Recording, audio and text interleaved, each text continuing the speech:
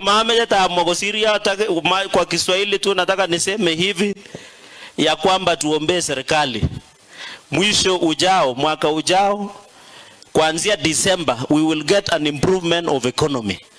Let us continue praying for our government. The president has put proper plans in place. By next year we will have an improvement in terms of economy going around the country. We want to wish that the reforms that are continuing as farmers, we want to thank the president because now we have subsidized fertilizer. We have so many things to be grateful to the government.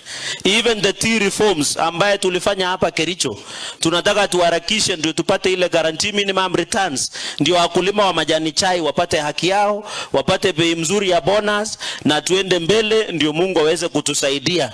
Na sisi tuko nyuma ya serikali ya Rais William Ruto, tutamsaidia. Lakini wale wanazembea kazini, wamepewa kazi na serikali na wanalala, tutawaamusha polepole tu, lakini lazima wafanyie wananchi wa Kenya na hapa dunia yote iende mbele. So big up sigis mame ta mogosiria ta ameja makwa ya katukul na mie ameja makwa ga breta Jehova ngondo yuwa keptalel yota je genyine lel agona olane mawek se ileti maywe tuguk chejang aiwe jeptalel ne saba kwa geji magareki wakwe ya gisira kasi ang mara ileta. Asanteni sana na Mungu awabariki.